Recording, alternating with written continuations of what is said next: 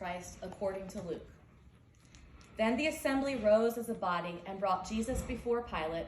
They began to accuse him, saying, "We found this man perverting our nation, forbidding us to pay taxes to the emperor, and saying that he himself is the Messiah, a king." Then Pilate asked him, "Are you the king of the Jews?" He answered, "You say so." Then Pilate said to the chief priests and the crowds, "I find no basis for an accusation against this man." But they were insistent and said, "He stirs up the people by teaching throughout all Judea, from Galilee, where he began, even to this place." When Pilate heard this, he asked whether the man was a Galilean. And when he learned that he was under Herod's jurisdiction, he sent him off to Herod, who was himself in Jerusalem at the time.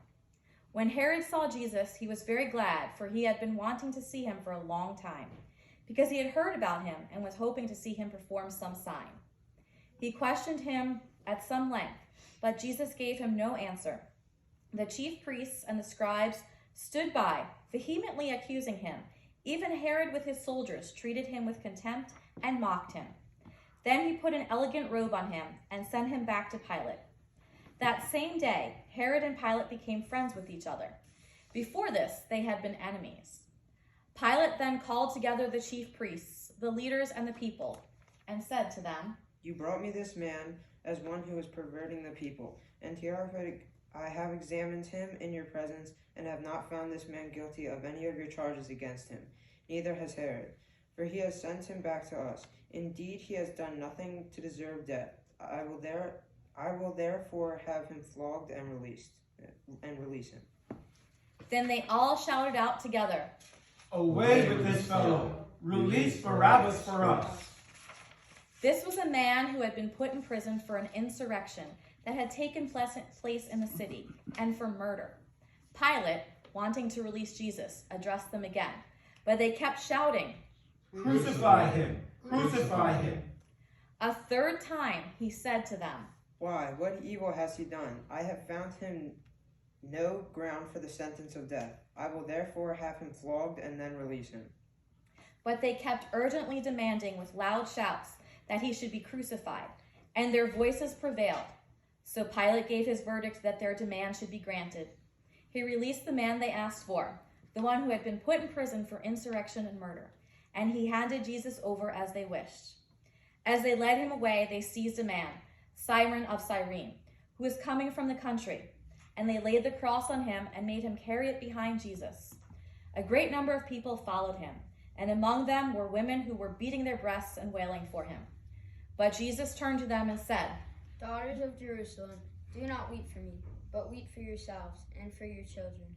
For the days are surely coming when they will say, 'Blessed are the barren, and the wombs that never bore, and the breasts that never nursed.' Then they will begin to say to the mountains, 'Fall on us,' and to the hills, 'Cover us.' For if they do this when the wood is green, and what will happen when it is dry?" 2 others also, who were criminals, were led away to be put to death with him. When they came to the place that is called the Skull, they crucified Jesus there with the criminals, one on his right and one on his left. Then Jesus said, "Father, forgive them, for they do not know what they are doing." And they cast lots to divide his clothing, and the people stood by watching. But the leaders scoffed at him, saying, "He saved others. Let him save himself if he is the Messiah of God, his chosen one." The soldiers also mocked him, coming up and offering him sour wine and saying, "If you are the King of Jews, save yourself." There was also an inscription over him, "This is the King of the Jews." One of the criminals who was hanged there kept deriding him and saying, "Are you not the Messiah? Save yourself and us." But the other rebuked him, saying, "Do you not fear God, since you are under the same sentence of condemnation, and we indeed have been condemned justly, for we are getting what we deserve for our deeds, but this man has done nothing wrong." Then he said, "Jesus, remember me when you come into your kingdom." He replied, "Truly I tell you today, You will be with me in paradise.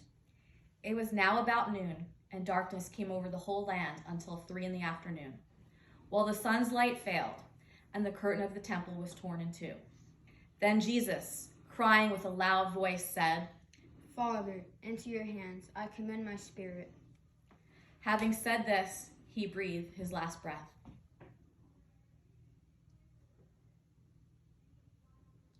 When the centurion saw what had taken place, he praised God and said, Certainly this man was innocent. And when all the crowds who had gathered there for this spectacle saw what had taken place, they returned home, beating their breasts. But all his acquaintances, including the women who had followed him from Galilee, stood at a distance, watching these things.